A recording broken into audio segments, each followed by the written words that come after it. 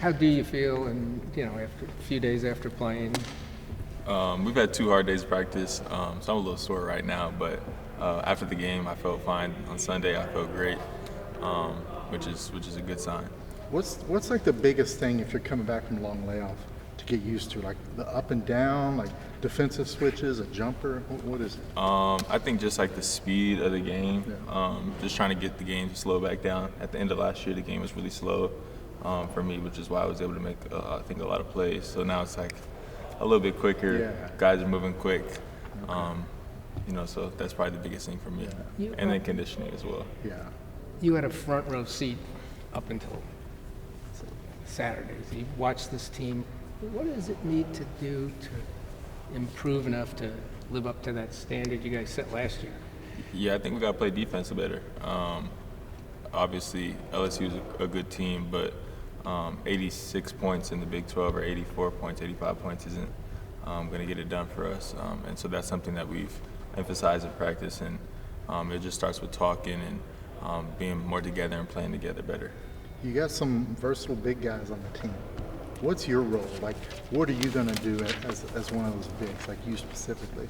Yeah, we have roles on this team that we've kind of outlined, and RT has outlined for us. And obviously, like, roles can expand as the year goes on, but right now my role is to stretch the floor, protect the rim, and play make out of roles. With your agility, can you help the guards? Like if either with screens or if somebody gets beaten off the dribble, can you be that big of a difference to stop the?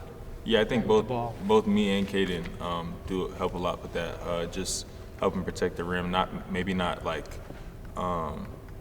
if a guy gets beat to the rim. I think both of us have are very capable of shot blockers, which helps clean up a lot of mistakes.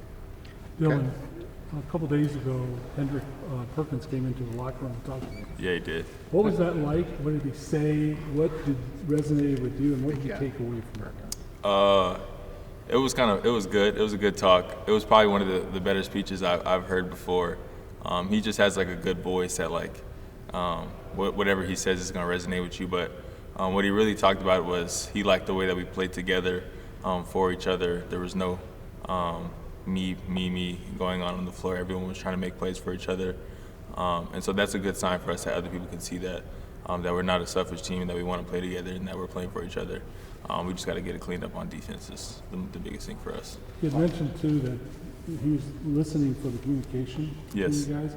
He said that's what wins championships.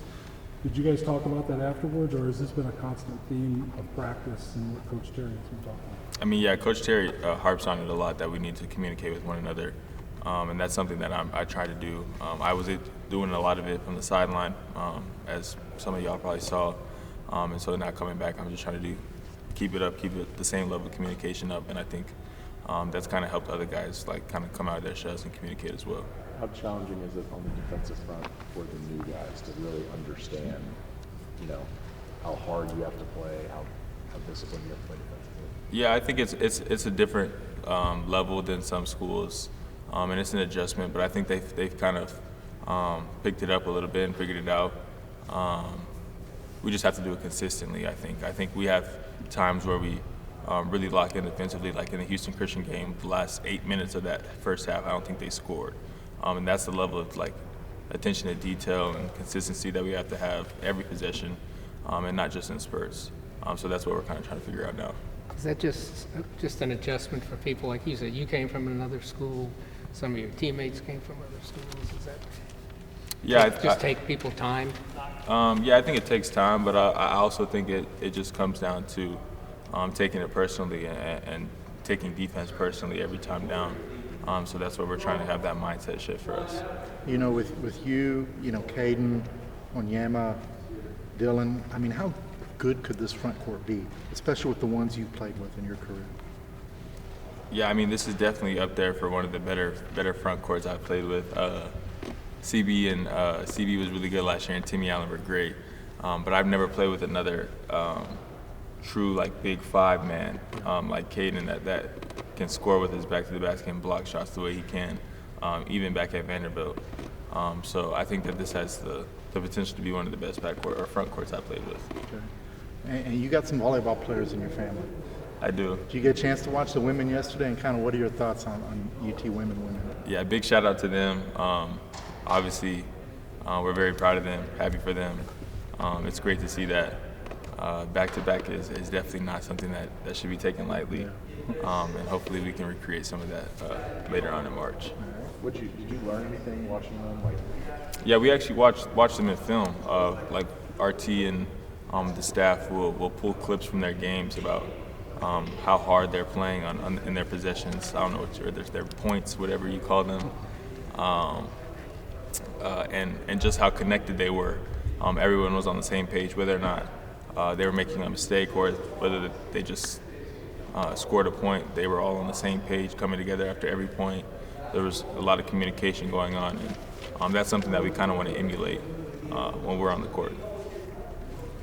how much are you dealing with pain management? I mean, I'm solid. It gets sore. That's just normal, but my whole body gets sore just from running, getting back used to running. So pain management is not too much. Are you on any kind of minutes count at this point?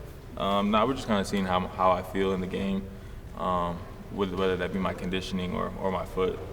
But no specific minute count. Was that maybe the best part then of coming out of it Sunday? Was obviously during the game you can feel fine, but when you get out of it the next couple of days, how does it feel then? Was that Yeah, no, the most encouraging thing? that was very encouraging for me. The fact that it felt great actually, especially on Sunday. I wasn't really feeling too much after that, and also obviously soreness is going to be something that happens. Just coming back, I haven't played basketball in 6 months, so. Is that a difference, soreness versus worried about Yeah, it's all re-injury? soreness. Yeah, no, it's all healed up. So I'm not really worried about that. It's just about soreness, making sure we're not doing any damage anywhere else. Everything's good. How mentally is your mind back into the game? You're not afraid of anything? Oh no, I'm not really worried about coming down wrong or anything like that. It's solid. What'd you miss most about not being able to play in a game for those 6 months?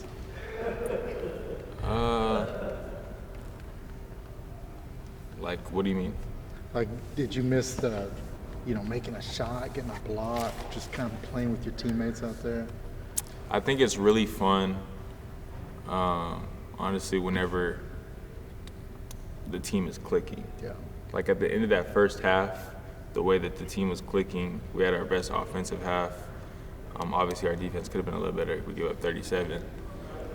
But the way that everyone was playing together and the ball was moving, I think that was probably that feeling like where you know that no matter what the other team does, like they can't stop what you're trying to get done. Yeah. That's a really good feeling. Everybody's working together. Yeah. What difference do you see in Phil Mitchell this year? His numbers have actually doubled, tripled. Yeah. Nah, he's playing with a motor. That's something the coaching staff has challenged him to do, to be our highest motor guy, play as hard as he can. And when he does that, I think that not only does he look great on defense, but he looks great on offense. He's flying around, he's dunking the ball, he's getting putback dunks, making great cuts, making good plays for others. So I think he's been great so far this season with his motor. Hopefully it continues. Thanks. All right. That's all I got. Thanks, Dylan. Thanks, Dylan. Appreciate y'all. Sir. Okay. Appreciate you guys being here this afternoon. I'd like to start off by, first of all, congratulating and giving a shout out to our volleyball team for another back-to-back national championship. Coach Ellen and his staff and team, obviously, very inspiring the way they played and what they were able to do over in Tampa. You take down 3 number ones, and the start of the season they just continued to work the season and got a chance to show our guys, the video of them playing and the way they played up there was just so inspiring to us, our team, and hopefully a lot of teams on our campus. But again, just wanted to say congratulations to them on back-to-back national championships. I also like to give a shout out to our fans that showed up down in Houston. We had a good following down there as well. Being the flagship program in the state of Texas. We love to take our brand around the state. We had a chance to go to Houston. We recruit heavily in Houston as well, and have a chance to have recruits, and also our fans there get a chance to see us up close in person. What was great in the Toyota Center this past weekend. We've got a 4-game stand coming up here in the Moody that we're excited about. We got a really good Corpus team coming in that plays really hard. Give a shout out to all our Longhorn season ticket holders that every year do a great job supporting us. We know around this time, the holiday season, it kind of stretches everybody out a little bit, and you may not be here for a game. We like to ask that you extend an invitation to someone that's a Longhorn fan that wants to come in and watch us play. We love to have every seat in the Moody field. We like to, again, think that we have one of the toughest places to play in college basketball, but if our Longhorn season ticket holders could do that for us, we really appreciate you guys doing that for us. We appreciate your support and appreciate what you do for us. From a, okay. I was speaking of tough, when I asked Dylan what you guys needed to do to get back to that standard from last year, it was all about defense. What are you telling them? Yeah, again, I think Mark is still a work in progress, and even last year we were preaching that we had to become a team that could put consecutive stops together, because basketball is a game of runs, and you have to be able to buckle down defensively and get some stops and then execute on offense.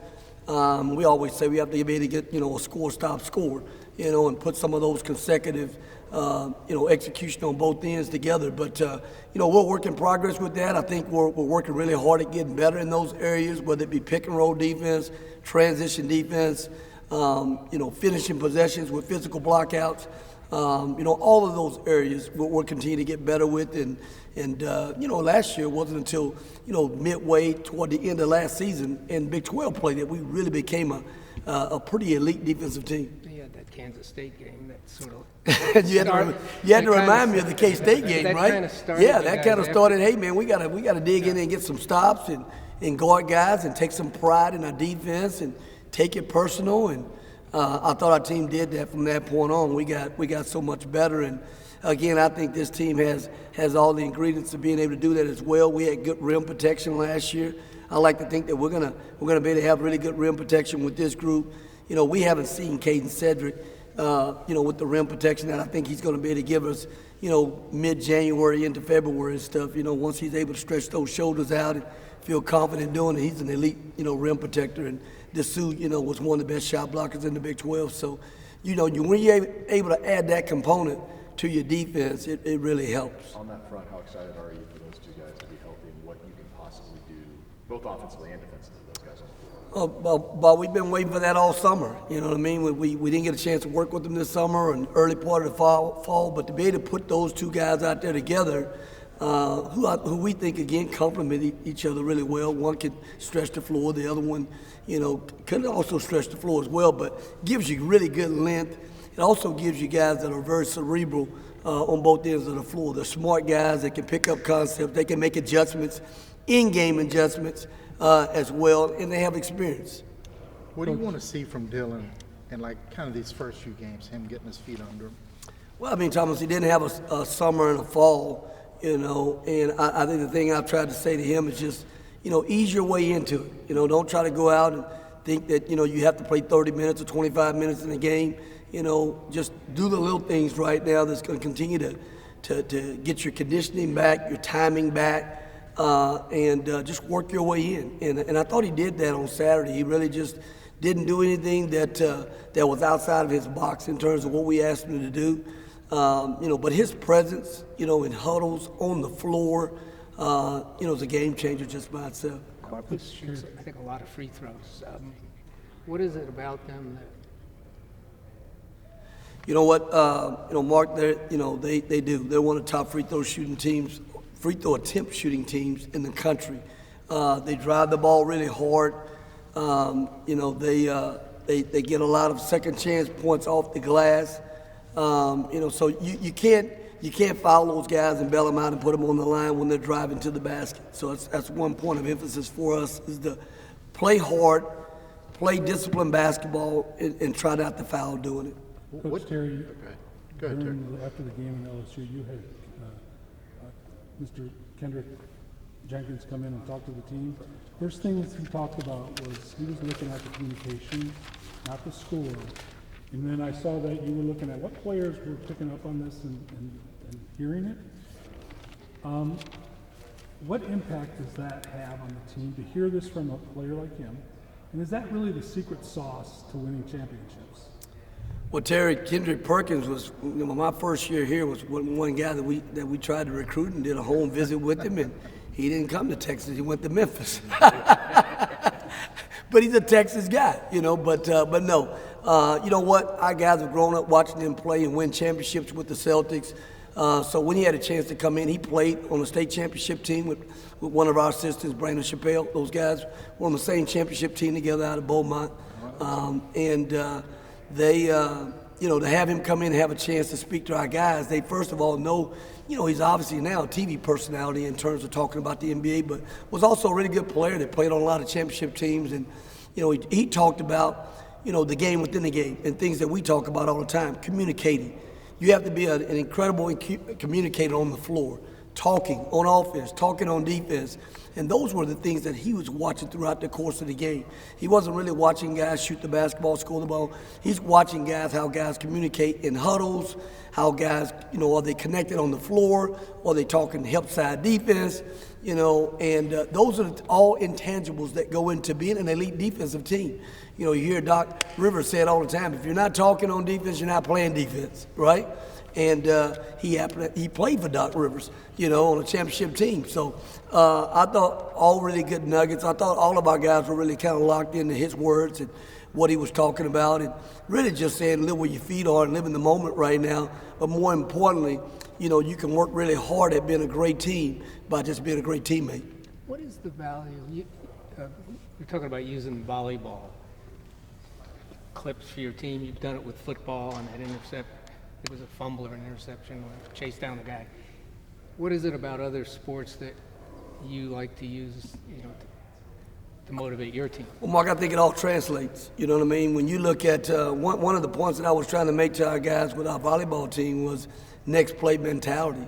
And whether they were scoring a point or not scoring a point, they were connected. I mean, Emma was flying into the huddle every time and huddling the girls up. They were connected. They were communicating. They were talking. They were moving to the next play.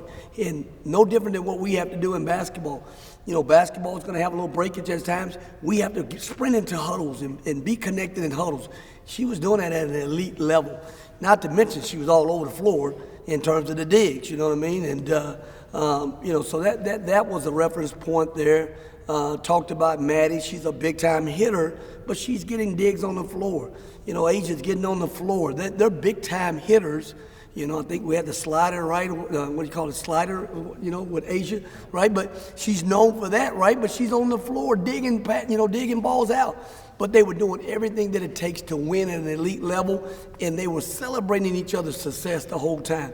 They had great bench energy, okay, and they were connected on the floor. So all that translates, playing hard, being competitive, pulling for your teammate, not wanting the journey to end. They didn't want the journey to end. They truly loved playing for one another, and they loved their teammates. And to me, that was the best part of it. When you talk to champions and you talk about, what's made their team special, they talk about the love they have for each other. And again, not wanting the season to end. You know your volleyball coach. I know Jared Elliott. Jared Elliott's going to get a statue made here in a minute, man. He's got 3 national championships, man. I mean, that's winning at the highest level, man. He's built an incredible program here and has an incredible home court.